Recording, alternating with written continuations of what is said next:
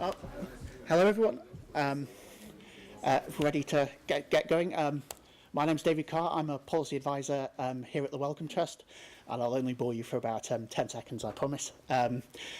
Really, just to say a very warm welcome to the Wellcome Trust building this evening.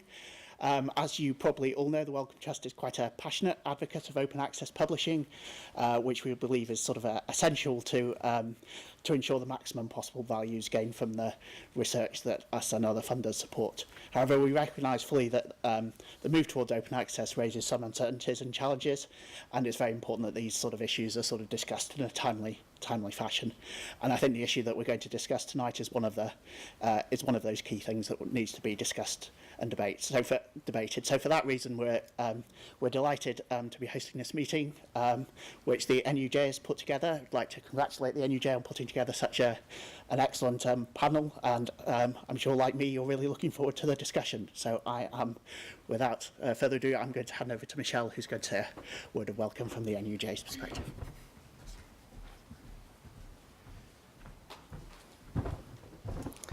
Well, hi everybody.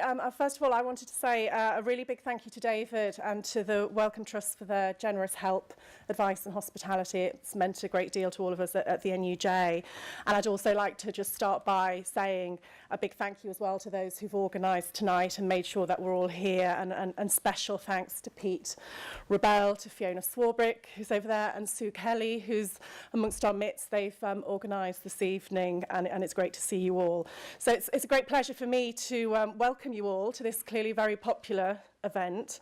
The NUJ, it's a professional union, and we've got a long history of representing editorial staff at all levels in academic publishing. And our members take great pride in the work that they do, because they know the value of research is hugely undermined if too little attention is paid to ensuring that it's communicated clearly and concisely. So we were quite shocked back in June when we saw that the Finch report on open access made no mention of the added value of quality editorial work in the new publishing models. Apart from that is a reference to peer review. So don't get me wrong, we're in favour of increasing access to the fruits of publicly funded research, indeed of all research.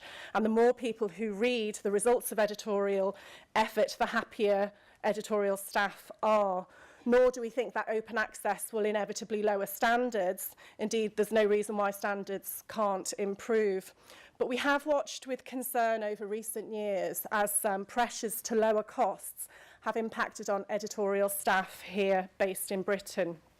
And we are worried that without an understanding of the value of editorial quality and clarity over who's responsible and how that editorial input will be paid for, that author pays models could seriously affect an industry that's really important for science and the world, as well as for our members. And I think the response to the meeting tonight shows that we're not the only people with those concerns.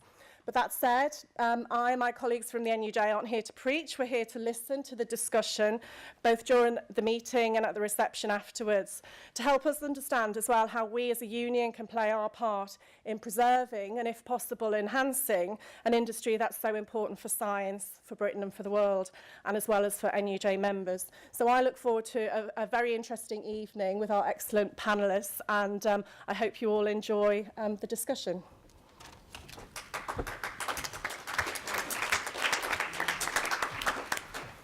Good evening, everyone. I'm going to stand Jeremy Kyle-like in the audience because it makes for the whole thing to be much more energetic and lively. That's what I was told. So, and also there's no space on there anyway.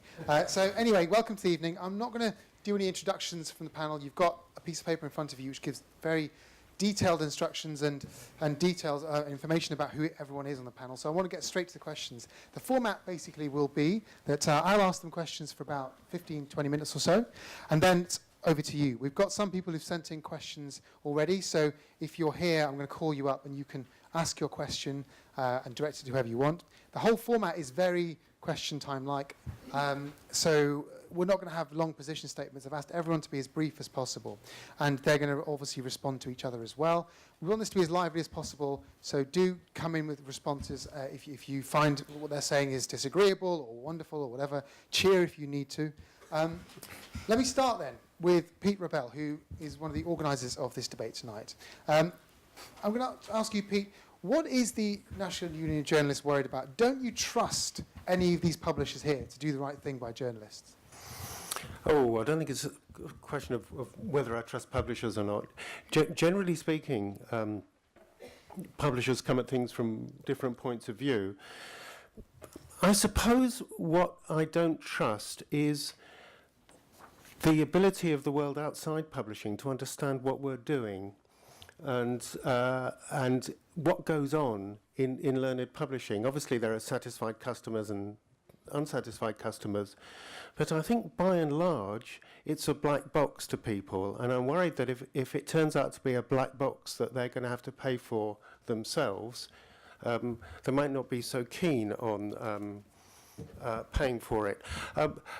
It's true that we were a bit shocked when we saw the Finch report, possibly our fault for not making a submission to it. I'm not going to, I'm not in the business of knocking people, take a bit of responsibility there.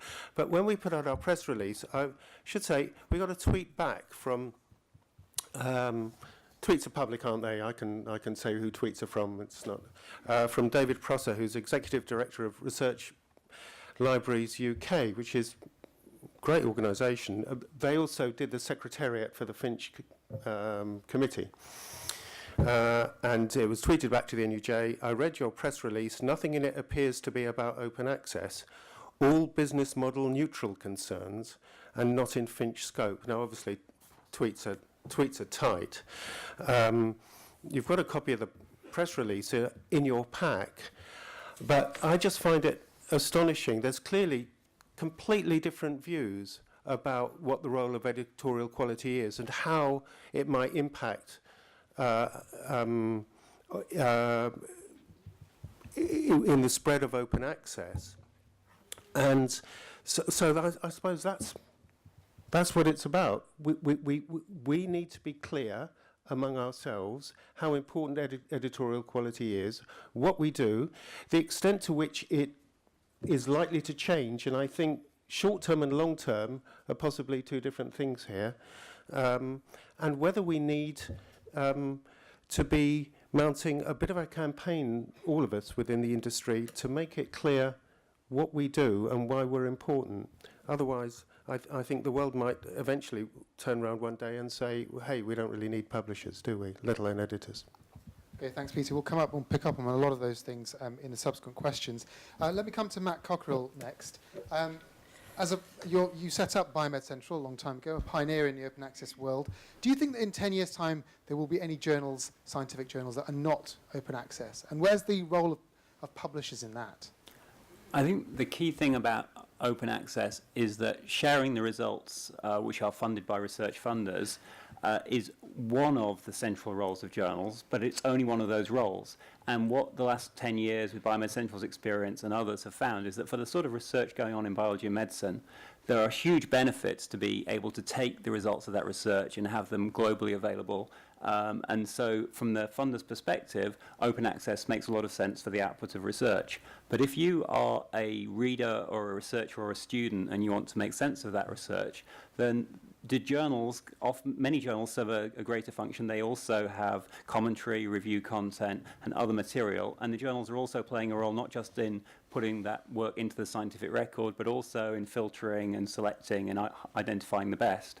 And so I think there's likely to be a continuing role for various types of service which will provide that context, provide that commentary, provide some of that evaluation, but the different ways in which that can be delivered, they could be as part of journals which include a subscription component alongside open access research. They could be completely separate services, like, for example, Faculty of 1000, which highlights some interesting research across different journals. All of that sort of thing about how you identify the best research and what type of commentary there is, that's all evolving with the evolution of the use of the internet. But I think certainly for biomedicine, there's a strong momentum which suggests that the vast majority of research will be open access in a reasonable time frame. Reasonable time frame, 10 years, is that? I think is that fair? that the way that the sort of trends which things are going, I would say certainly it looks like the majority may well be open access before 10 years are out. Okay, let's move on to Phil.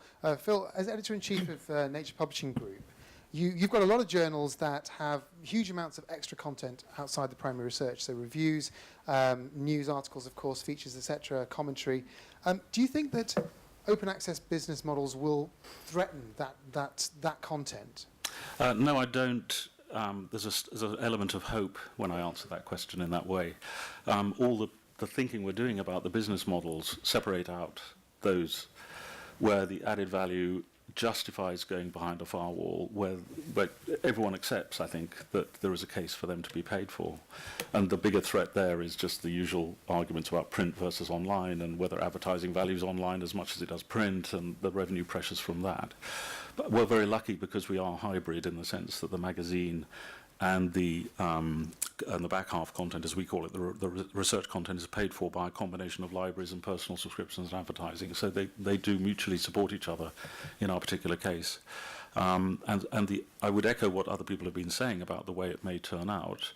I'm feeling a little bit more. I will just say, personally, I'm not on the business side of the company, although obviously we influence each other. But there's no question, if you look at a science like climate change, which is my favoured science, it's a cast-iron case for open access publishing, and it's enormously disappointing to hear the National Science Foundation head, who I heard speak two weeks ago, say that under the current budgetary circumstances, gold open access, I don't know if you're going to define all these terms, but free at the point of publication and the final published version paid for by the authors, that is a very slow process in terms of the way the US government will support it, precisely because of all the fiscal problems they've got.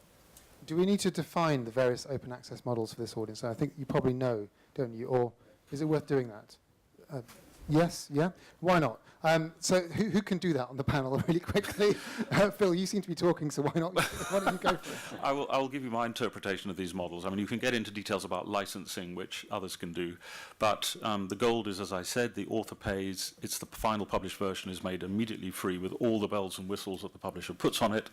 The green version, which all our journals, I mean, we do have some gold open access journals, purely gold open access, and also hybrid, just to get another term in, which mixes the open access option plus a subscription basis, right?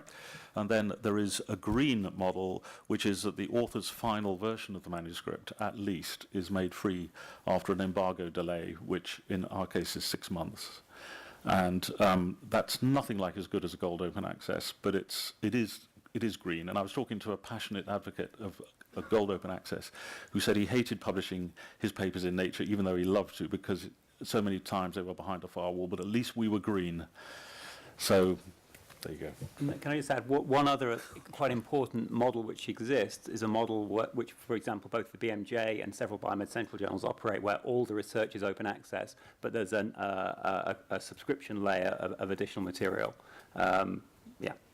Okay, Stephen, I'm going to come to you now. As a practicing scientist, this is a question that a lot of scientists have been talking about in this debate, which is that they feel they don't need the services of publishers. They can just publish straight online.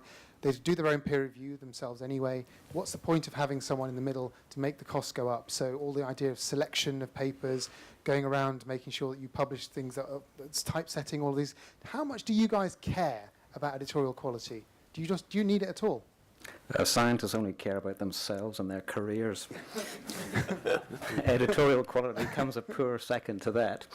But it depends partly what you mean by editorial quality. Phil's probably in a much better position to define it than I. But if you think about it as a sort of informed decision-making which manages and sort of adjudicates peer review, commissions, reviews, and interesting front matter, as happens in Nature, and then also, I guess, as part of the process of actually transforming what the author submits into the final published product, which will involve layout and tweaking illustrations and editing the wording and whatnot. No, but so. Do scientists care about those things? Well, no and yes. At the end of the day, all they really care about is getting published. A close second to that is getting published in a high-impact journal, because that is the rules of the game that we have created for ourselves, and which we are obliged for now to play by. Journals are, very keen on managing that reputation, because that is what brings papers through the doors. Unfortunately, there's a cost to that in terms of the negative effects on scientific careers, because we're sort of chasing a numbers game, which is a bit of a fool's gold, because as we know, even the very best journals know that only a small minority of the papers that they publish are end up being sort of highly cited and high impact. But coming back to the question of editorial quality, you do see a lot of input, which I do think people value, but it's particularly concentrated in high-end journals. So outfits like Nature and Cell, for example, for their top titles, they do put a lot in, and I think it is appreciated. I was talking with a colleague this morning, actually, and one of the things that I think people particularly appreciate about those sorts of public operations are the review journals that they produce, because I think there is quite a good correlation between the quality of the journal and the quality then of the review service that they provide, which is a very important editorial issue. But if you work your way down the food chain a bit into middle tier and lower tier journals, then my personal experience is that there isn't an awful lot of editorial input. Often as a peer reviewer, the editor seems to be relying entirely on me to make a decision about whether to accept or reject the paper. I know that's not the case in all journals, but I've had manuscripts back 2 or 3 times before any final decision was made. And then the final product, often, again, as an author, for many journals, there isn't a lot of input. I had one particular case where I published a paper about a protein called human serum albumin, which goes by the acronym HSA, and when I saw the proofs, someone had kindly converted HSA back into HAS, thinking that I had misspelled a word. So that was the editorial service that I got for that particular journal, which is actually quite a good journal, but I won't name it. And so I think it's very much a mixed bag. And I think people need to also calibrate what actually is the value that is being given in terms of editorial quality as a proportion of the total expenditure on the work. I mean, surely there is an argument to say that a well-written journal article gets communicated better. It has perhaps more impact if it's going to be noticed and so on. A badly written paper, no one's going to read even beyond the abstract, perhaps. But Lucy, can I come to you? At the BMJ, how much does it matter to authors and readers whether research articles are well edited, copy edited? Sure, we've actually just completed a study on this very topic, which we haven't formally presented yet within the journal, so I probably shouldn't go into too much detail. But it was basically looking at the BMJ. I should explain, we have quite an intensive copy editing process, so the technical editors working on research manuscripts are looking partly at the style and the readability of the manuscripts, but also doing things like checking the data all add up, checking consistency between different parts of the manuscript. So they're looking at things that affect the scientific robustness of that article, as well as the ability of the reader to take it in. And so we looked at that in quite a lot of detail to try and document what it was that our editors were doing. We also did a survey to look at how authors responded to that, because I think a concern from people who would prefer a lighter approach was that maybe authors objected to having their work subjected to a specific style, or maybe that they just didn't appreciate what we did. And actually the results that we got back suggest that authors really like what we do. That might just be BMJ authors. I mean, I think part of the problem is that the expectations will probably differ between the different journals. I mean, as Stephen just described, it might have different expectations depending whether it's a high impact or a low impact journal. And I think generally, if authors can see what you do, if you ask perceptive questions about their work, they probably do end up appreciating it. But I think, as Peter was saying, it's quite often hidden, very difficult to surface. So that's part of what the work we're trying to do at the moment, is to document exactly what happens and maybe make a better judgment about the value of that. And when will this be published in the journal? I don't think it's going to be published in the journal. Or publicised in the publicised. Very soon, within the month, I would imagine. Okay. Peter, you want to come back on something? Yeah, I mean, this may not be the right time to say it, but scientists aren't the only people who read the literature.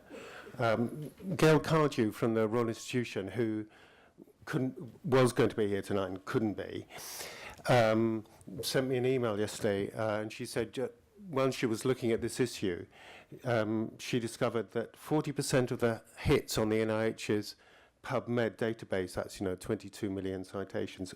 Every day they get 400,000 hits on that site, and 40% are from what they call members of the public. So there is an awful lot of people out there. This may just be for medical information, I don't know, but I'm sure it applies to climate science as well.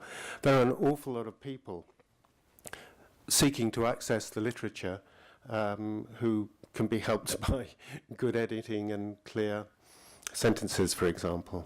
Sure. I mean, I think it's, I was just asked about how authors respond to editing, but I think that's definitely not the most important question necessarily, although we do want to please authors. The end user is the person who you should really have the responsibility to. Bill? Yeah, I just wanted to add something about the longer-term evolution of the literature and the extent to which editors may be needed to do more things. If you want to make your stuff discoverable, when you've got journals like PLOS ONE, which are producing huge quantities of material, and it's quite hard to see what's there. If you can find ways of adding value to the content by putting in metadata and so on, you can achieve that. You can just make it more discoverable, and that takes work. It takes standards, and that's something that the traditional role of the copy editor may need to embrace. Mark, you're helping to run the newest journal on the block, completely open access, hoping to put some of these other guys, backs up slightly, perhaps. Let's say, what level of copy editing is eLife going to have? So I want to kind of pick up from what Phil just said, actually, because I was thinking, about it's copy editing is one aspect of the publishing process, the kind of content processing part of the process of many. Because you're trying to generate the content in a form which is actually not just for humans, it's also for computers. And so there are many different aspects to the content processing part of the publishing process now, all of which are valuable, but they're valuable for different kinds of purposes and different kinds of audiences. And one of the challenges is sort of figuring out the level of intervention, the amount of added value you need for these various audiences, and also for the different components. Figures are getting more and more complicated, how to handle figures, but there's more than that. There's rich media, et cetera, et cetera. So I think the job has become more complex. So we are at eLife, we are approaching it in that way. We're trying to sort of focus our efforts in the way which is going to provide value for different kinds of purposes. So in terms of copy editing specifically, we sort of stratify articles in terms of the kind of intervention they might need for a human reader. So some manuscripts are identified as needing a bit more editing, a bit more help than others, and others that are basically in good shape are given a kind of more technical edit, which deals with all the kind of the tagging issues and the sort of the computer readable part of the side of things. So that's roughly speaking how we're approaching it. Can I just provide one example of how this varies the needs of different audiences in different fields is provided by the way in which in high energy physics, really most of those articles, the audience who are going to read and understand them is very small. It would be very difficult to find a technical copy editor who would add value to those articles, and so very simple services like Archive, which simply share preprints without any editing, have become very popular and effective as a rapid way for those researchers to share within their small community the research. But that's very different from what you find in biomedicine. But even within, say, biomedicine, there's a big difference between a very technical paper on a method that other specialists want to use versus the results of a clinical trial, which has huge relevance for policy and for patients and for practice, and that those deserve and need different levels of service to make them readable by the relevant audience. Can I just make, there was one other thing. I'd be interested to know if Lucy had any data on this. So one thing we're not doing is the kind of house style thing. So, if an article's in UK or US English, we don't care. As long as it's internally consistent, we care. That's kind of how one way in which, and I don't know how many journals do that these days, but it just seems on the face of it like a waste of time. I do see some nods, probably some shakes as well. But anyway, so and it reflects the way people use the literature. This is a digital world where people are doing searches on Google and PubMed or whatever resources, and they're finding the content that they want to read, regardless of where it's published, to a certain extent.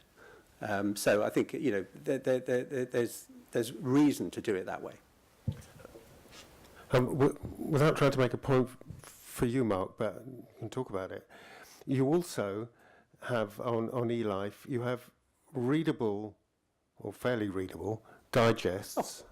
No, I'm not looking. I know how difficult this is, but you do have digests for a more general audience of every single paper you put up at the moment. Are you going to be able to sustain that when you get into full flow? Well, it depends what you mean by full flow, but the goal of eLife at the outset is to select the most influential content we can and publish that content to attract that level of content. And we felt, at the outset that one of the things that we could do to add value as part of the service to authors, if you like, is to do that. It's also a service to readers, clearly. So that's how we're starting. I think, how things pan out over the next 3, 4, 5 years, I can't say. Peter, you publish Cell Press out of Boston. Is what you've heard so far just a European storm in a teacup, or are the issues different in the States? No, I don't think it's a European issue. I mean, certainly when the first very visible open access movement with PLOS came about, I mean, a lot of the activities are in the U.S., major players are in the U.S., and going forward, and even now, a lot of the issues that are being discussed, I think they're equally discussed in the U.S. It affects U.S. scientists. So I don't think it's, certainly U.S. is not immune to it. It's being talked about. I think who's talking about it, how it's affecting funders and scientists and various people depends sometimes on the field.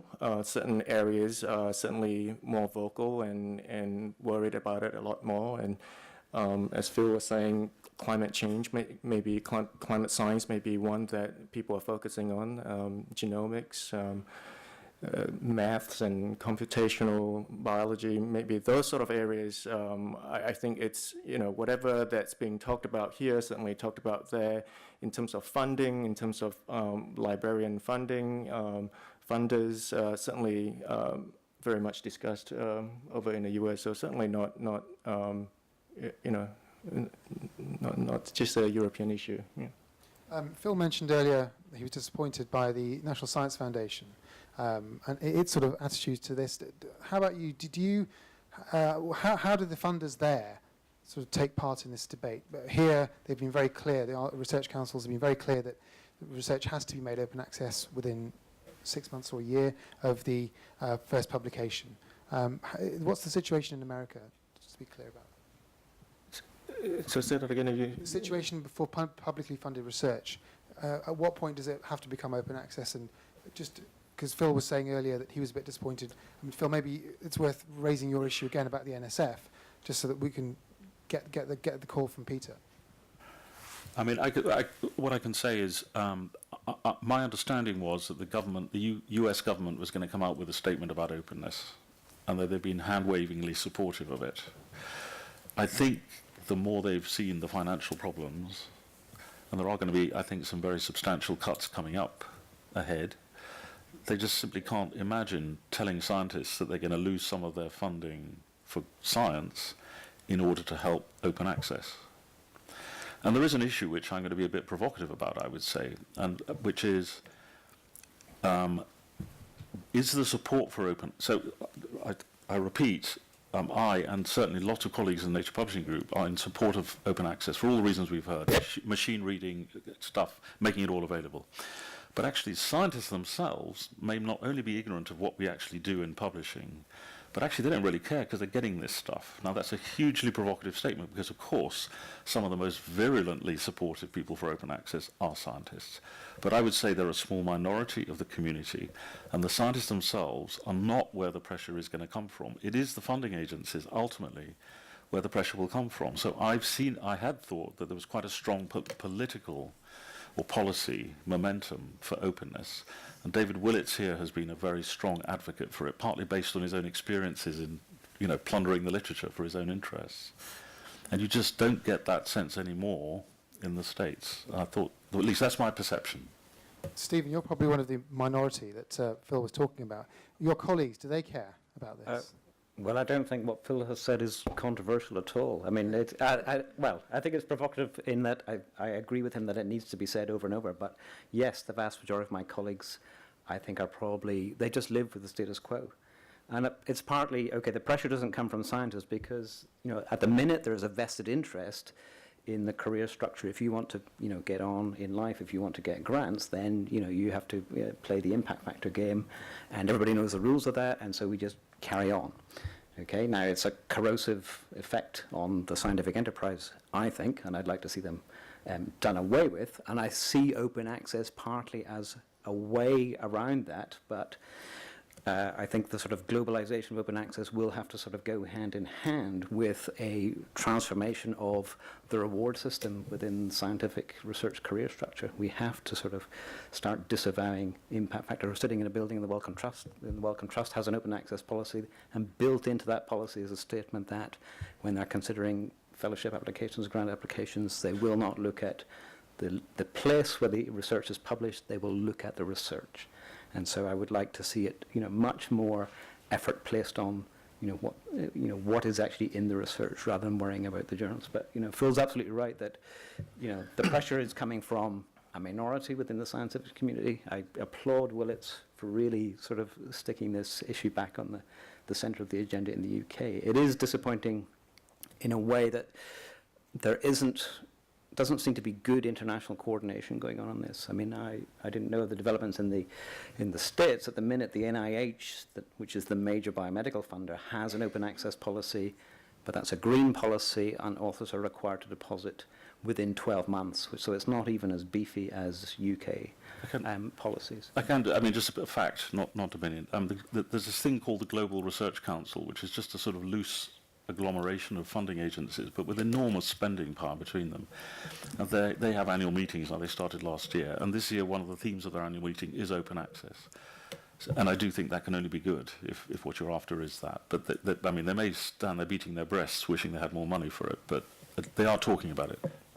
We'll let you have your final say in just a second, but I want to get the microphones to some people who want to ask questions, because I'm going to go straight to you. Where are the microphone people? There you are. Who's got questions first of all? I'll come. So, okay, I'll come to you then in that case. Anyone over there? No? Okay, over here in that case. Did you, Matt, did you want to make a final comment before we go to questions? Just that in terms of the Finch report, I think one of the strengths of the Finch report is it does identify and recognise the natural reasons that might lead to the status quo preserving itself, because even though there's no inherent reason that you would expect an open access model to be more expensive, the same kind of activities are happening, it is clear that there are likely to be transition costs, that you're not going to be able to make a seamless move from the existing model to the open access model without incurring costs. And it's making the assertion that isn't a reason to stick with the status quo, that it is the long-term benefits are worth that investment. And I think that's it's an interesting thing that the UK and David Willits has taken that statement, and it'll be interesting to see how far that's more broadly adopted, given the budgetary pressures you're talking about. There's clear short-term challenges. Okay, first question from Richard. Hi, Richard Van Norden. I'm a journalist at Nature, so I'm part of the added value that you're paying for with the Nature subscription. So I want to talk about costs. We're talking about the value that publishers bring to journals. The problem, I think, that scientists and many people have with the value that publishers bring is they can't quantify how much value that is. Now, in the case of open access, there is a value put on it, which is the cost per article. So BMC has a cost of $1,600 to $1,900 per article. That means you're placing the value that you add at that price. Cell Press, $5,000 per article. You're placing the value that you add at that price. But for other journals, BMJ, Nature, eLife, we don't know what the price is per article. So how can we make up our minds whether academics truly value this input or not? And isn't one of the benefits of open access that it will let the market decide whether academics do want that added value? So can I come back on that? So I think, if you consider where we've come from, it's a blank canvas. There is nothing. One of the greatest problems I think we've had with the way journals have worked up to now, the market, is that the users, as authors or readers of journals, are completely insulated from the costs. And therefore the value for money really doesn't enter into it as far as the research community is concerned. So I agree with you. I think that as we step into this new business model, which is a fledgling model still, it's a relatively new model of a publication fee model to support open access journals. You can begin to see signs. You've mentioned them yourself of how different kinds of journals, publications, and the processes associated with those publications come at a different cost. And so finally, we are actually moving into a situation where my decision, say, as a researcher about where I published, the money side of it will influence me. I think it's really important, actually, in the way that Finch is implemented, that principle, if you like, is adhered to some extent, rather than to have all these funds dealt with centrally. I think then we'd be in the same situation we are now, which would not be good.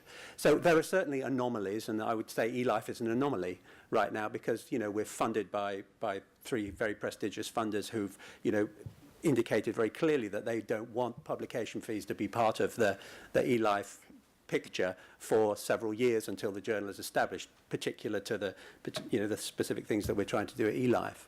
So I do think we're moving in the right direction, but we're certainly not there yet. Phil, do you have a figure for how much it costs? I can talk about figures about, as Richard knows, because he's still failed to get any figure out of me. So if you think about the numbers people have bandied around about what you might be most, the highest number you might think of paying being reasonable, Mark Wolpert, one of the great champions of open access and one of the founding people behind eLife, said, well, about £10,000. I'm not sure whether he said £10,000 or dollars, right? When do you say it's that, Phil? That's what he said to me in a conversation, so I don't know what he's on the record as saying. However, if you go and if you visit the eLife offices and you talk to Randy Sheckman, the editor-in-chief, and you sort of hear about his processes, and then you say, well, how much do you think that's going to cost per paper? He'll say, it's going to be expensive. That's it. I mean, there's no numbers yet available, and whether they'll ever want to release them is another question. That's not what I'm into here. As far as Nature is concerned, if you do the sums, you're just talking about the back half, as we call it, of the journal, just the papers. You're talking, and remember, you're paying for everything. So it's the editorial time, it's the hosting of the papers, it's everything, as we've currently done it. You're talking any number between £20,000 and £30,000 a paper, I would say. I mean, that's a rough estimate. Now, if you do a Finch-type calculation and look at the national output of science in Britain, and look at the average author publication charge for open access publications, supposing everything was open access, right?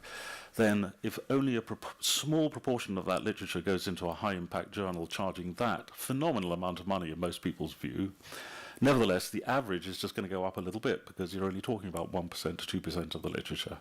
So actually, if you look at it from that Olympian viewpoint, you might decide if that's what it costs, that's what we have to pay. And David Willits has always said, we do need to preserve publishing excellence. So, that's one way of looking at it. Now, whether we would actually want to charge that sum of money, which we couldn't conceive of doing at the moment, given the funding situation anyway, or whether we would cross-subsidize and then have a lower sum of money because we had to, because of market pressures, I just don't know. Richard, do you want to come back on any of that? Well, I suppose what I'm saying is that hopefully the number will give you some idea of what the value needs to be. And I suppose what you're saying is, if academics are not prepared or the market is not prepared to pay that much, then the editorial edition is a sort of externality that's not coped with in the market, and there needs to be some other funding model. Just as newspapers are finding that the quality they're adding, for example, at The Guardian, is not stopping The Guardian losing 40 million a year, even though people decide that it's a good thing to have that editorial quality. Now, one thing about the physics I wanted to say was that physicists use archive, but under the Scope 3 Publishing Consortium, they've agreed that it's worth, despite their papers publishing in archive, paying $1,700 per paper on average for papers to be published in physics journals. So even though physicists use archive, they have agreed, or CERN has agreed, that it's worth paying that much. So I'm a bit bemused, Pete, by the idea that the Finch report, or this idea of $1,700 on average, does not recognise the editorial quality and value that journals put in order to publish work. It seemed to me that the Finch report did recognise that, and indeed that's why it said, you know, well, the average cost will be expected to be $1,700 plus VAT. That seemed to be a good recognition of the editorial quality put in on average overall. I mean, one could say that the average paper published gets virtually zero editorial input, all right? The average paper published, or at least, and this is anecdotal, but it was given to me by ISI, that 50% of the papers published each year are never cited by anybody apart from their authors, so they're presumably never read by anybody at all. Phil came up with this huge figure, but of course it's obscured by the fact, or not obscured, but a huge amount of the cost is actually the cost of rejecting papers that aren't published, and it's taking actually quite you publish what, Phil, in Nature? 8%? 8%, yeah. Roughly 8% of submissions, and there's probably about 20 to 25% of submissions that take up a huge amount of time in not being published, and under open access, these are under author pays rather than open access. These end up being paid for by the people who get published, and hence this kind of figure, but. It's those, because it's not going to be an average of $1,700 or pounds for the higher quality journals where you get the editorial input. Not at all. Let's add some questions there. If you keep them short. I just wanted to come back to Mark's point about the lack of transparency within the traditional system, and to make the point that we shouldn't underestimate just how much of a culture shock it is for academics and authors transitioning from that model where publishing in a journal is something apparently without any external cost at all, towards a model where scholarly communication is something which has costs and where it's a budget which can be used up. And I think that managing that transition is, it's important. There's lots of pushback coming from people to think that actually managing a budget for publication is going to be something they have to do. But the benefits are there, but it is a big shift for people. Just one tiny comment on that. It's actually not a new thing, though, right? I mean, the idea of colour charges and page charges is not a new phenomenon. So people have been, including that kind of money as line items in their research budgets. And so, it might be less familiar in some fields than it is for others, I guess. But it's not a completely new phenomenon. Okay, there's a question over there. Yes, my name's Anna Wagstaff, and I count myself in this circumstance as an end user. I don't think that we really get heard very much in this debate, and people are talking about, do academics value and discern so value? Well, what about us? Do we value? Yes, we value editorial quality. Now, I write for a largely sort of clinical cancer community. So what I do, it's a glossy, easy read mag, if you like, for oncologists, for cancer nurses, for patient advocates. And I do a lot of looking at academic papers and trying to make sense and make them usable. Now, I think it was Matt, someone certainly said, clinical trials have got public interest and therefore are important to put proper stuff in. But the reality is that actually it's basic science that is the prestige, and that's where the money goes in a lot of the high impact factor journals.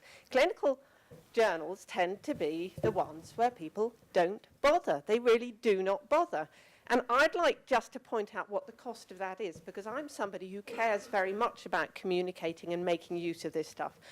Because I talk to a lot of these people, half the time I know what it is I'm looking for. I understand what they're writing. I understand their research and its implications. I then go to the paper and I try to use the paper and quote from the paper to pass that on to other people.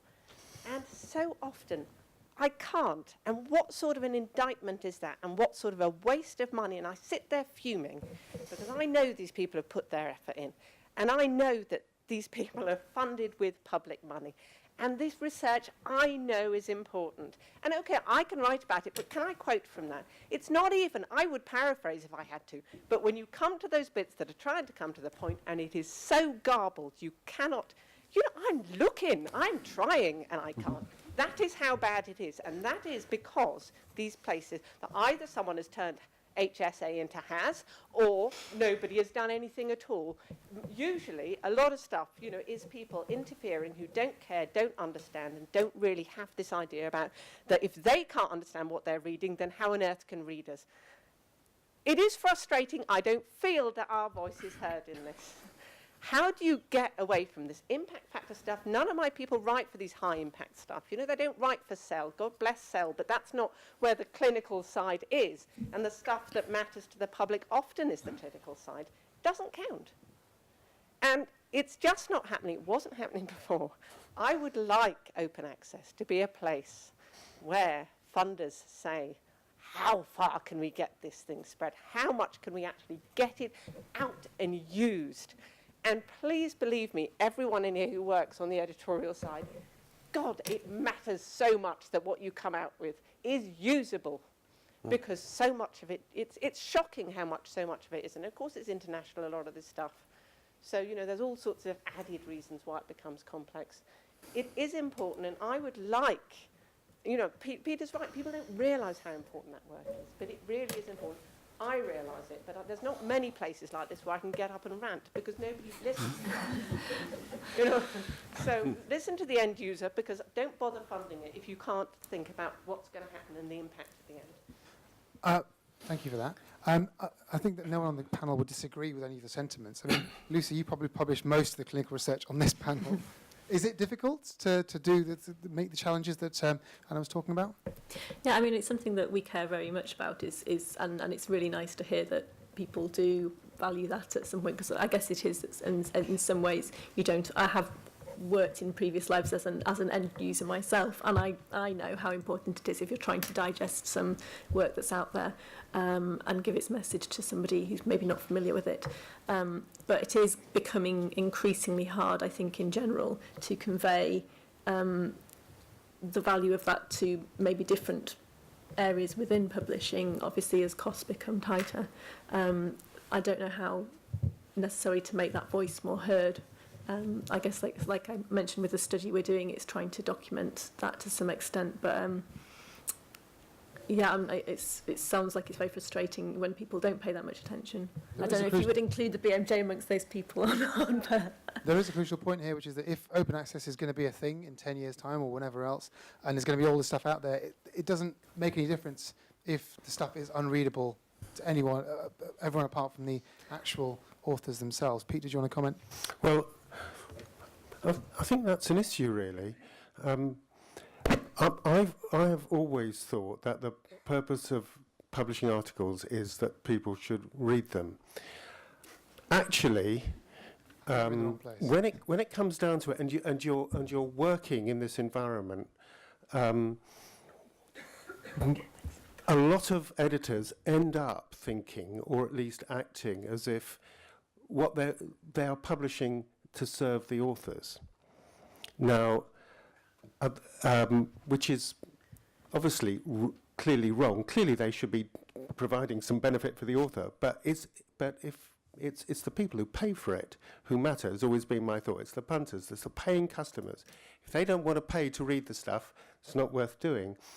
But if the payer becomes primarily the author rather than the reader, I think it's without a bit of corrective action, it's possible things might get a little bit worse. Does anyone at that end of the table have any comments? Yeah.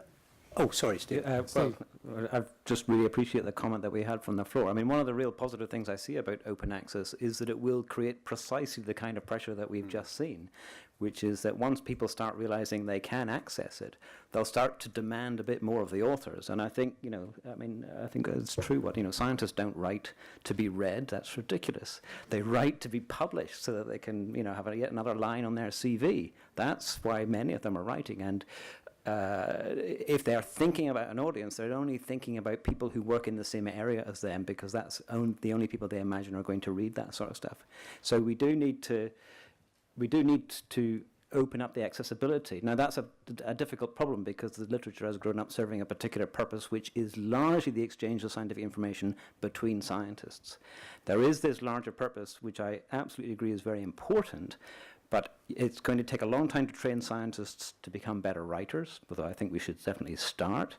I don't know whether the problem is scalable, whether there's enough editorial assistants out there in the world to correct all the garbage that is submitted to journals every day of the week.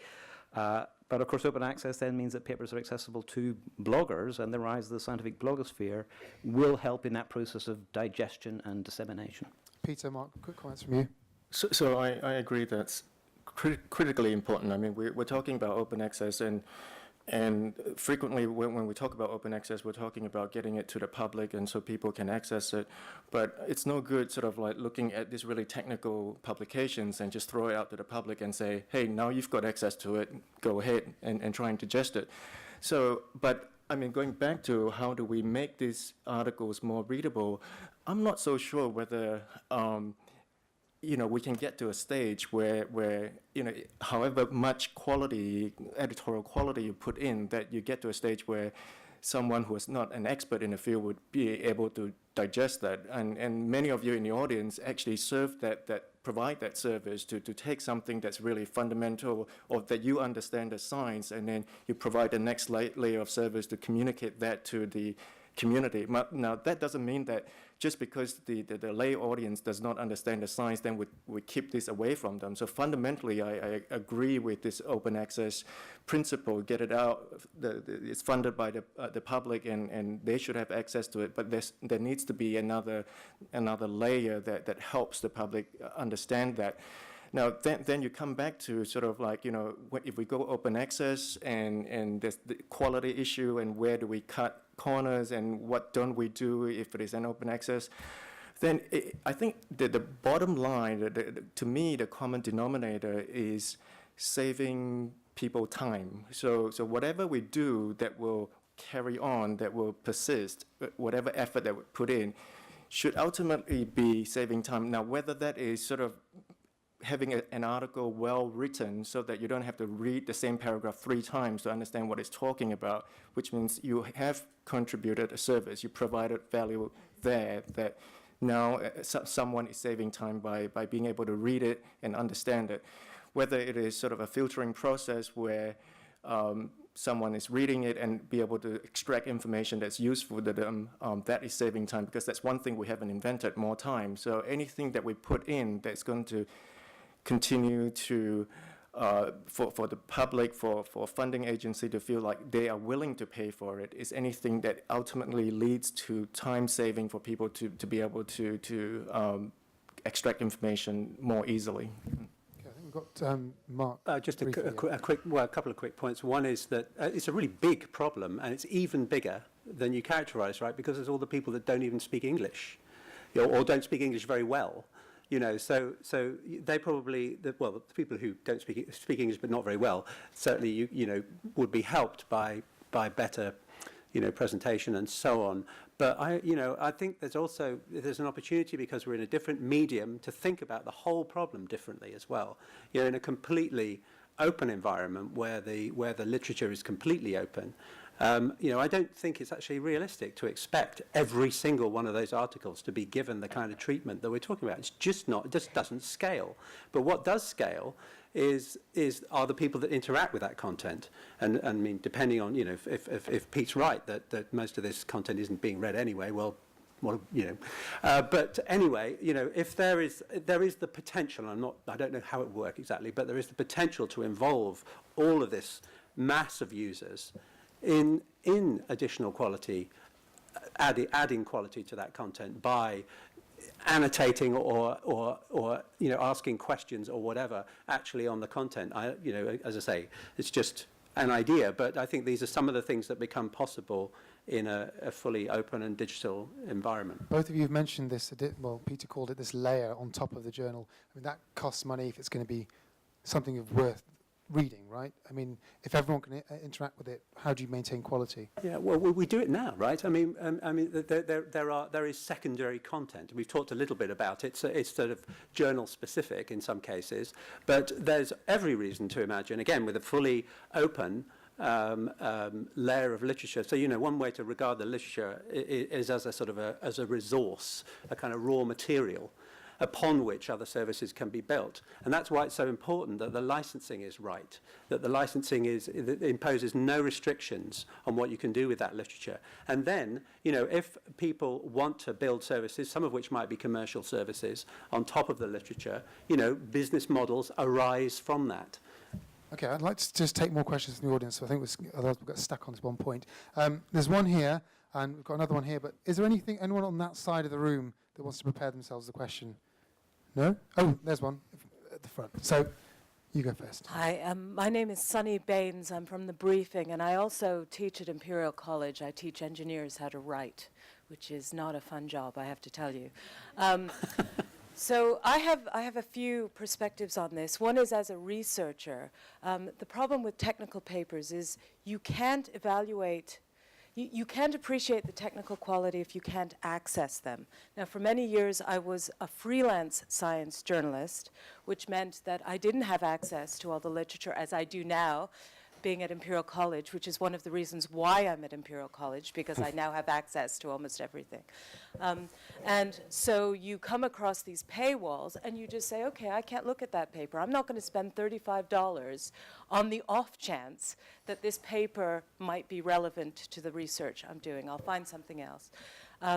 Another thing is, having worked for publishing companies before, I know that the vast bulk of papers, maybe not journal papers, but proceedings papers. I mean, I come from an optoelectronics background, an engineering background, although my first degree is physics.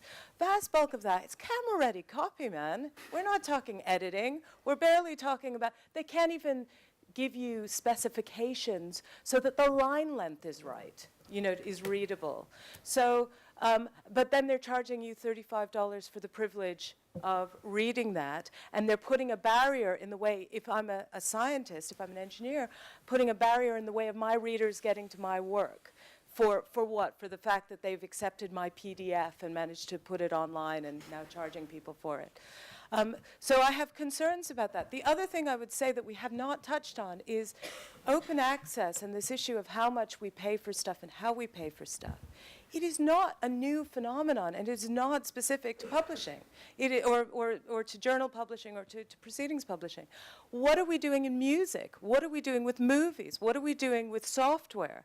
Right? Well, the answer is don't charge $35. If you were charging me $1 for a paper, and maybe I could get, 50 credits a month and have a subscription to everything, maybe I'd be willing to pay for all of that. But at the moment, it's very difficult if you're not an institutional member of something to get access to papers. And that's because the business model is not set up for the technical model that now exists. So I think there's a lot of things to be thought about. And I think we've really only scratched the surface. We haven't talked about new kinds of subscription models, right? We seem to be stuck on, do I have to have I don't want to have a subscription to Nature. Nature isn't good for engineering, but occasionally they'll have a great paper, and I'll want to see that. So why do I have to put all my eggs in one basket with iTunes? I don't have to do that. I can get my software for anything, anywhere, and they can charge me what they want to charge me, and I'll shop around to find the thing that gives me the best value.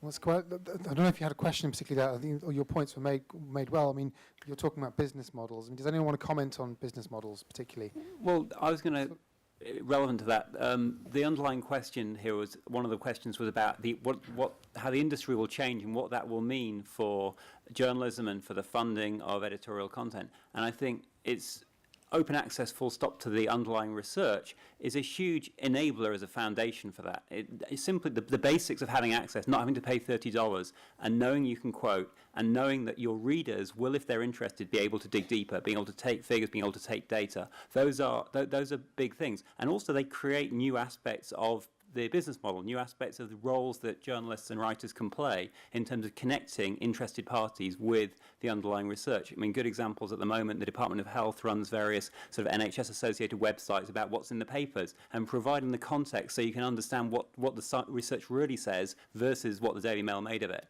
And those are kind of growth areas. And we don't, there are different models by which you can support that. One of it is to be paid for by the Department of Health, but there are commercial things too.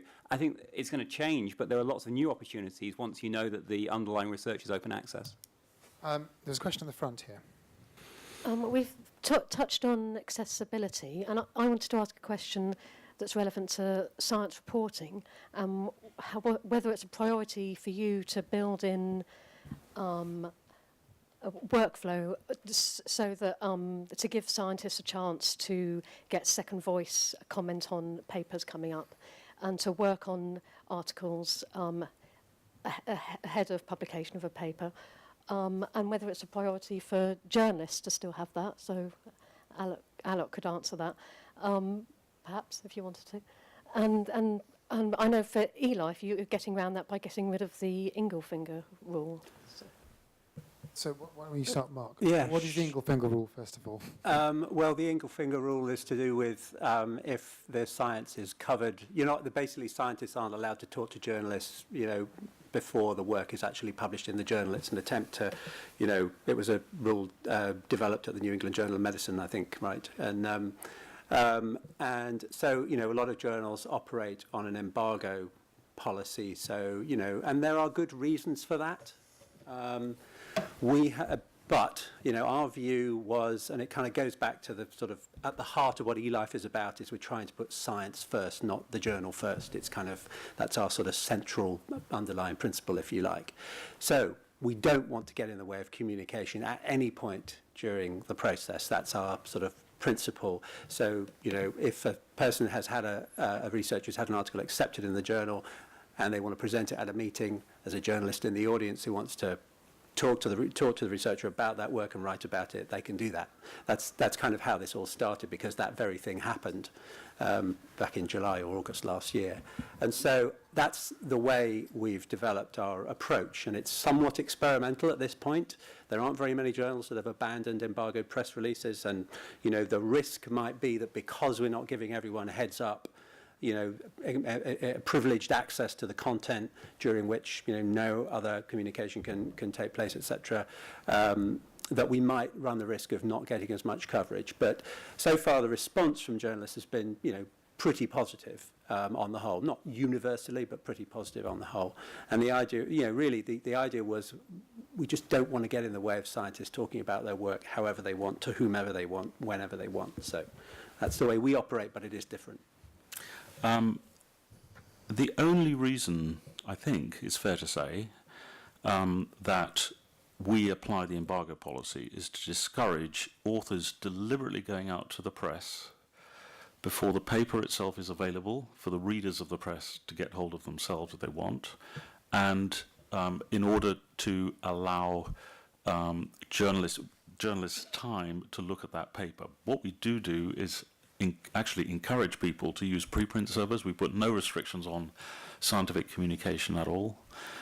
So the only thing, and certainly if you give a talk at a conference and a journalist comes up to you, we don't want you to elaborate all the results in advance for exactly that same reason, that once a result appears in the media, if it's not available to other people who want to look at that result, we see that as a disadvantage. So I could go on, but I think that's probably the key point I wanted to make. I love the embargo rule because it helps me get our science out through the media. So I'm worried about losing it. And other people just talk about it leading to churnalism. Press releases being churned out left, right and centre, and sort of reducing standards of, so we've heard both arguments. So I mean, I completely appreciate your argument too. Mind you, I defy anyone to take a Nature press release and copy it off as an article, because they're not like that. If the question, and rightly so, if the question was, and partly, is there a link between editorial quality and the visibility of a paper? I guess there's no answer to that, and it's really hard to tell. But there was this really interesting study done now almost 30 years ago by the New England Journal of Medicine, but I'm not sure anyone else did it, which looked at the effect of being published in the New York Times on your citations. And it had a control period when the New York Times was on strike, but the journalist produced a journal of record. So what the researchers went back and looked at the articles that would have been published about the research. So interesting stuff. But it actually showed something like a 70% increase in citations over the first year for articles that are published in the New York Times. All right, so this is New England Journal of Medicine articles, New York Times. It's very, very American-centric. What I think it does show is that if something is produced in a readable and visible form, I'll come back to visibility, other scientists are much more likely to read it, pick it up, and things will get cited more, because I doubt the feedback mechanism is general member of public reads stuff in the New York Times, rings up scientists saying, why don't you cite this? This is, scientists are reading this. When Mark was talking earlier about, Mark Passon was talking about, we don't care whether it's in American or US English. Well, actually, it's really hard to disagree with that. Though also, as somebody who's subbed articles, it's often difficult to tell which one it's in to start with. But we will be needing to redefine what editorial quality is, because it won't just be, yeah, I've turned every Z into an S or vice versa, which is time. I mean, it's time consuming, it's time wasting, and it is certainly not exciting for anybody to do. But making work visible, which covers a huge variety of things, enriching, publicizing, all that kind of stuff. That is going to be important. And I always come back to the view that stuff needs to be readable. If it's not readable, people won't read it. You can't talk about you've got to read something 3 times to understand it, because nobody reads anything 3 times to understand it. They move on. Okay, we've got a question from the back. One comment and one question. The comment is about, for the papers that are where you're thinking, do I want to spend $35? Well, perhaps an option would be for the bibliography to be openly accessible, and that might make it easier to make a decision about buying the paper. The question is, what kind of feedback have the publishers had internationally from open access as a concept, please? Anyone want to take that? Well, I mean, I suppose one way to judge it is just by the number of authors who are actually publishing in open access journals. So I was at PLOS before I was at eLife, and it's just grown hugely over the past 10 years. PLOS won a single journal, and it's an unusual journal. Actually, I'm surprised it hasn't come up. But anyway, it published 25,000 articles last year. It's massive, and as a proportion, open access publishing is now probably at the 10 to 15% level. So just in terms of action, and it's definitely a bit field specific. So particularly in the biology and sort of medical sciences areas, the traction is greatest. So I just think by that measure, it's increasing all the time. PLOS did a lot of author research every year, and I think the process is largely the same. So when asked questions about the process, people seem to be pretty happy and pretty comfortable, in large part with what was being done to their content. So I think it's just an inevitability now. Peter? Yes, I just wanted to mention the experience of Nature Communications. So Nature Communications is a journal for all the disciplines, and it's pitched when it was launched, and I think this is what it's turning out to be, as a journal that is very good quality consolidating science. It's not intended to be as original and innovative science as you see in other nature journals and Nature itself. It's the only Nature-branded journal which has an open access option, $5,000, and the take-up has been consistently, since it started, about 40% of authors taking up open access. So there's a measure that's much higher than we anticipated. And one of the other things that's worth just mentioning as an experience is that the Asian countries, especially China, are proving very strong in their support for open access publishing. So a lot of the Chinese authors are taking up that option. So I think that indicates a strong amount of interest in the idea. So I'm just going to sort of be a bit provocative about this. So if you look at that, and if you're talking about open access per se, and whether the take-up is about open access or about something else. Most of the studies I've seen is suggesting that there are other factors that make people go into PLOS One. We at Cell Press, we have Cell Reports, a very successful open access journal that started beginning of 2012 and is doing very well. But when you ask authors, when you and do a survey about what is the most important thing about publishing in a journal, frequently it's speed, it's about other factors, and open access comes quite a few notches down. So if you're talking about open access per se, whether authors are publishing there because it's open access or because it's something else, I would challenge that. Let's ask the scientists on the panel, how important is it? Well, I agree with Peter. I think speed is considered a factor, and I think that's actually one of the selling advantages of journals like PLOS One, where there's specifically no judgment, no attempt to judge what is the ultimate significance of this paper. It's mainly on, is it original and is it technically competently done? And then if it passes muster, and I think they publish 60 to 70% of the submissions that they get, so it's a long way from the selectivity applied by nature. If you want to deal in impact factor, it's got an impact factor of 4.4, so it's much higher than many other sort of low-ranking sort of toll access journals.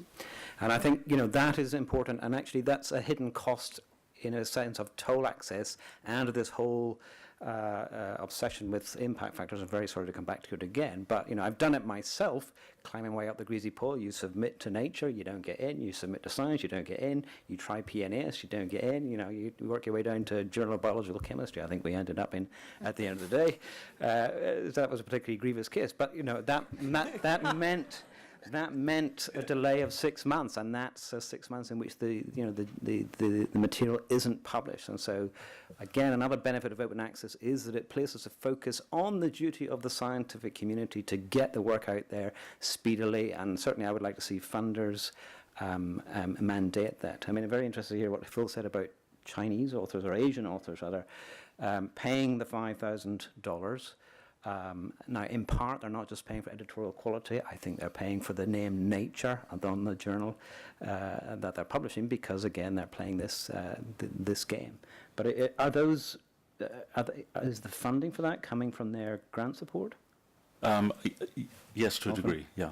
I mean, they didn't have to pay. I mean, no. It's a hybrid. So but are they mandated by their funders? Because if I... They're not yes, I don't know if they're mandated. If I want to publish wherever it doesn't matter if it's Nature or I'm not aware of an Elsevier journal, wherever, I'm obliged to pay by the terms and conditions of the grant. And so I would pay it anyway because I'm in favour of open access, but many people paying up the fee, it's because of mandates. And funders' mandates will be an important part of pushing this agenda forward.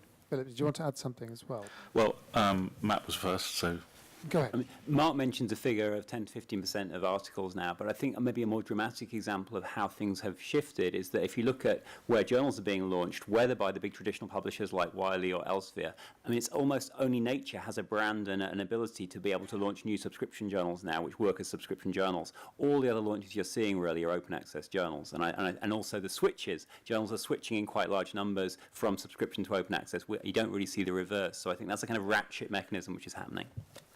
Yeah, my comment was a sort of slightly ironic thing about editorial added value in the context of PLOS One and our copycat of PLOS One, which is Scientific Reports. And I've had this conversation with Damien Patterson, who runs PLOS One, and we've agreed on a phenomenon that is rather ironic. So these journals are set up in order to provide a way which is quick, etc., but also has no threshold of importance. That was the mission, and one of the things I saw was valuable for that was things like negative results and just things that just confirm other people's work, etc., etc.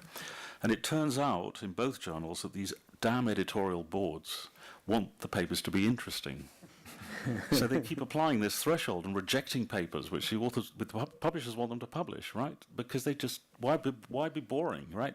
And that's probably why PLOS One has got 4, whatever the impact factor you said was, 4 something, because they just, so I actually think there's a slightly serious point there. There's a slightly serious point there, which is, I think therefore PLOS and Scientific Reports should launch a strand of their online-only publishing called Scientific Reports Boring Results, so that people know this is what it's about, but they will have a value. They will have a value. It's going to be a popular magazine. Question here. Hi, I work for Cancer Research UK, and I manage that. I've got an anecdote and a question. I manage their blog, and recently I had to go and give a presentation to another charity about what happens to the traffic who comes to our blog. And I went to go and look at what proportion of traffic goes where after they've come to our blog, which is mainly aimed at the public and patients. And so the first thing we found was that people go to our patient information website, not a surprise at all. The next thing we found was that I thought people were going to be going to press releases or the news articles we linked to or to all sorts of other places on the internet. But then no, the three next most popular websites after our own website were dx.doi.org, PubMed, and Nature. So the public are coming to our blog to find stuff out, and where they're going next is to the published research. So as more and more websites come up like this, where we're sort of intermediating between what's going on in the world and the published research, we're going to be driving more traffic towards you guys. And this is members of the public that are coming there. We're doing it as due diligence to back up our facts. But actually, this is driving people there. Are you going to monetize them? Do you know what? Have you done any user research on what patients think of journal articles when you get there? I think this is a really fascinating area to explore. Second thing is more of a question about the business model. And there's all sorts of different things coming up. I was in a presentation the other day with Piaget, who are doing a kind of $99 one-time lifetime access. Do you think the business model that's going to spring out of all of this is going to be determined by the markets or by things like eLife with their sort of financial muscle? Is it going to be a market-driven thing, or is it going to be like the sort of VHS Betamax thing where whoever has the sort of the most marketable solution wins out? Why don't you tackle the first ones first? I mean, about the patient groups. Has there been any thought about what when these people come to your websites? What have you thought about them at all? Talk to me. No, anyone. I'm just looking at you, Phil. But anyone. The first thing they'll encounter if it's a subscription journal is a charge for $35. Absolutely. And I have yet to meet a publisher who can defend that price. It's absolutely ridiculous. Okay. I think we agreed with that. I mean, I didn't comment on the earlier discussion that came about the fact that I've always believed that the public go to the literature. I mean, when it looks like GM crops, when it comes to, and it sort of saddens me how at Nature we have, as it were, let the side down by, I think we've put every bit as much effort into subbing, and yet somehow the comprehensibility of our papers has decreased over the years. I do believe that. Unfortunately, it's true. And I think the pressure can only be to somehow find a way around that, whether it's the summary approach for everything. I mean, we do have ways around that. Anyway, I'm just agreeing that that would be a sad situation, and I think the point you're making is very important. So I really hope that the open access will put that pressure on us, and I do hope it will be open access. I don't want to monetize the public. Well, our second question about business models. What's going to come out of this? I'll start. So, I mean, I think it's impossible to say, right? I mean, I think one of the things we've kind of touched on, but not really explored, is this sort of +1 phenomenon, which, you know, in terms of editorial quality, the one way to think about editorial, just one aspect of quality, is the filter that's imposed before publication to select the content that's going to be included in a particular issue. Makes sense in print, online. In a digital world, you can have a completely different approach, and that's, you know, the archetype for that is +1, where essentially there is no importance or relevance threshold. It's all about whether the work is rigorous. And then, you know, that's half the story, because then you've got the challenge. Okay, so how do we stratify this content? How do we, because, you know, the idea of being able to assess content, you know, i.e. not using impact factors, but assessing content on its own merits, assessing articles on their own merits, not on the basis of the journal they're published in. There are a lot of mechanisms to do that online, which could never have been done in print, obviously, because what happens online is an article is made available and then things happen. People use it, people cite it, people write about it. People, you know, it has influence in all sorts of different ways, and you can aggregate measures of that influence on the article itself. And that, you know, but then new people coming to that article can take advantage of those indicators and metrics, which might tell them something about how important this work is to them, regardless of actually what journal it's published in. Now, if a model like that, you know, I mean, it's clearly gaining traction. It's not just +1 now. It's, you know, Scientific Reports and many other journals, 20 other or so clones of +1 have emerged. That could really change the way the whole system works. I mean, you know, the publication fees associated with those journals are a lot less than one would traditionally need to support a more traditionally run journal. So. Just back on the first point, I think it's a really important point made about from the blogging perspective about how much interest and the links get followed to the underlying articles, because Biomass Central spent the last 13 years working really hard to persuade traditional outlets, the newspapers, the broadsheets, the magazines, to incorporate those links. And it's such an uphill battle, and it's still so very patchy in the mainstream media. And yet the blogs will absolutely link to the literature. And people, for that reason, get a lot of their health and science information from those blogs because it takes you somewhere. And I think that's a big area which can and should evolve. Sort of coming back to the sort of the business model, a couple of things. I mean, I suspect that it will be market driven, and we've already seen, you know, the entry, and Matt referred to the fact that, you know, new journals are coming on stream all the time, and we are seeing a diversity of business models, not just PLOS and the various clones, but, you know, PeerJ is a very innovative and different approach in terms of having a sort of membership model, which I think also builds into the ethos of science being a sort of quintessentially amateur activity, and one that is community driven, you know, where there is this ethos of sharing, and, you know, we do peer review for one another, and there is an awful lot of quid pro quo goes on, and I think they've tapped into that very well. And I think in a free society, then, you know, you do want to see various different things being tried out. In terms of overall costs, at the end of the day, a point that maybe hasn't been emphasized yet is that, you know, the total costs, total funds available to support scientific publishing are enormous. And if, of course, there is a global move ultimately to open access, then all the funds that are currently paid by the taxpayer to support subscriptions paid by universities and various other research institutions, that can be released then to pay author processing charges, or article processing charges. And because of the transparency that you get, because you're pushing the purchasing decision down to the a primary user who is the author, then you should get better market efficiencies. We have this problem, this serials crisis, which arises, I think, as Mark said earlier, because me as a university researcher, until this past year, I had no idea what the library at Imperial College paid for journal subscriptions every year, and I was horrified to learn that it's about 5 million quid. I want to squeeze in one more question before we finish, because we're coming rapidly up to time. So, just do a very quick just question. two very quickies.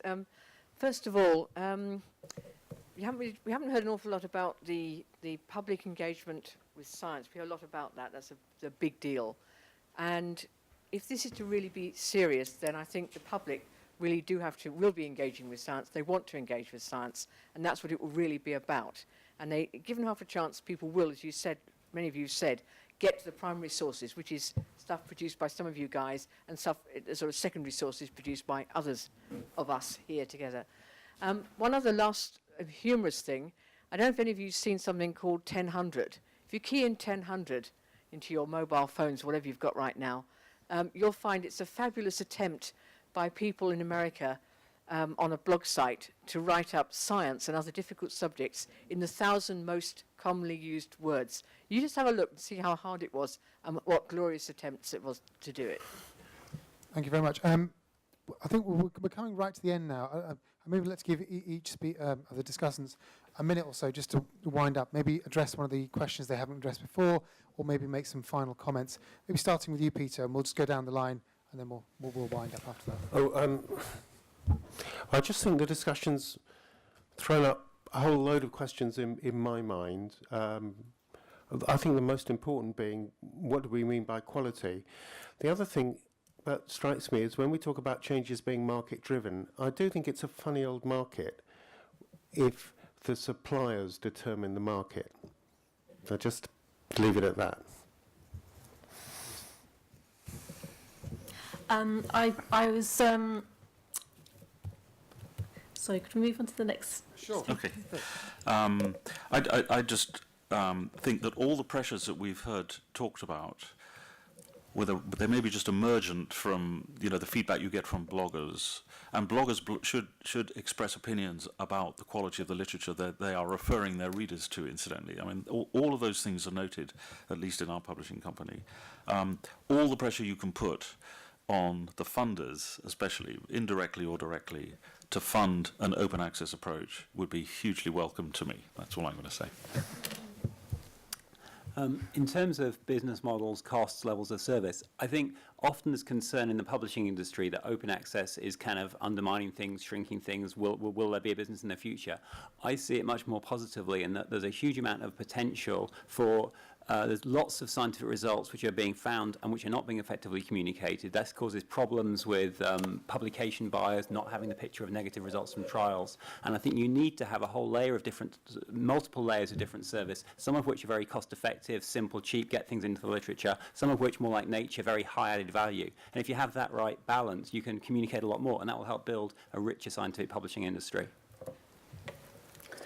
Coming to the last questioner's point, just to sort of wrap up on that, which was about public engagement, I think that is a very important aspect of all this, and I see open access as a very important driver on behalf of the public for getting better value for money out of the scientific community. And so, you know, I would certainly like to see more members of the public agitating for that. You're going to have to come into the labs and drag the scientists out because that's what they live. But it will ultimately come back for the funders because scientists are operating in their own best interests. And at the minute, public engagement isn't necessarily high up on that agenda. So if scientists are getting rewarded, promoted, getting funded on the basis of the impact that their paper has on the public or the reach that it has to a much wider audience beyond the traditional core, then you'll see behavior changing. But it will take a transformation like that. Just want to touch on the business model. I mean, in many ways, if it's done in a certain way, such as +1, obviously it's financially viable. But the thing that we haven't sort of touched a lot upon is, which is actually the theme of tonight's program, which is this open access and quality. At a very fundamental level, when you have a subscription journal, as an editor, as a publisher, you want to publish the best possible product, and hopefully people will subscribe because you are putting out a great product. From an open access model, the driver is different. I mean, the people that are paying you is not actually the reader. So the driver is more, let's publish more. That's where my revenue is going to come from. And that is the concern, if any, where maybe the quality may be driven down. So in terms of business model, certainly we're looking at all sorts of various models out there. It could be iTunes, it could be Spotify, all these things that other people are doing, and see whether we can address these two issues of access and quality. And PRJ is actually an interesting one. I'm not sure how they're thinking about this, but they address the issue of open access. But by having a subscription model, they're not obliged to publish everything that someone sent to them, but they've already received that money from their authors. So they might be able to control the quality a little bit while providing access. So it remains to be seen what sort of, whether that financial model will work, but the key issue is addressing access and quality at the same time.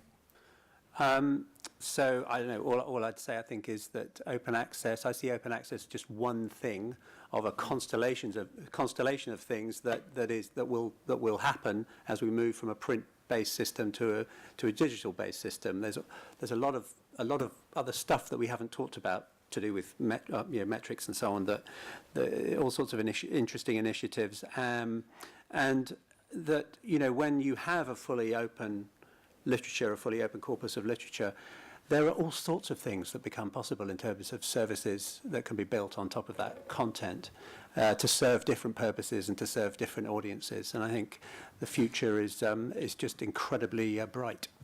Lucy, do you want to?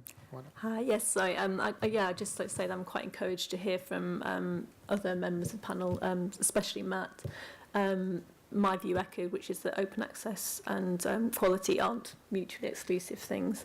I was kind of concerned that from not concerned, but from the title of the talk, maybe that there would be more opposition to that idea tonight, and it doesn't seem like that's the case.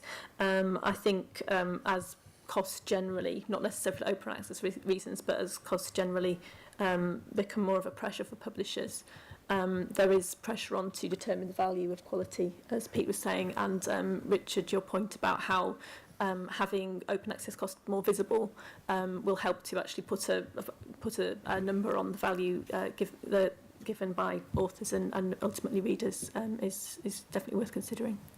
Okay, well, thank you very much to the panel. Just before we finish, Peter's going to just say a few words of thanks. Yeah, I've got to say a few words of thanks, really. And thank you all for a good discussion. So when I'm finished, you can just go straight on and have a drink in the reception area behind. So first, I want to thank the Wellcome Trust. Michelle's already done it, but I want to repeat it. Not just for hosting this discussion, but being so supportive about the need for a discussion. So special thanks to David Carr, who's here, and also to somebody who isn't here, Mark Henderson, who's head of communications here and is actually hoping to receive a prize for his politics book tonight. And as well as to Danielle Taplin and her super efficient events team. So, and a big thank you also to the Trust for co-funding the reception with the NUJ. Second on the NUJ side, to my national organiser, Fiona Swarbrick, who's here over there, and Sue Kelly, who did a brilliant job managing so many requests to come tonight. I'd also like to pick out two people who are, to me anyway, have been inspirational in developing our thinking on this issue. One of them's here, it's Anna Wagstaff, she spoke earlier from Cancer World. Thank you, Anna. And also somebody who isn't here, Ed Gerstner, who was a senior editor at Nature Physics when the Finch report came out, but since then has been shanghaied, literally, and sent off to be executive editor of Nature Communications in China. As you know, the video camera has, I think, been rolling in its static way throughout this discussion. We'll be posting that on YouTube, and we'll email you to let you know when it's up. And finally, thanks to Alok. It's a heck of a commitment to undertake to moderate a discussion like this, and I think you've done it brilliantly. And to my fellow panelists for their consummately professional and engaging contributions. So a round of applause, please.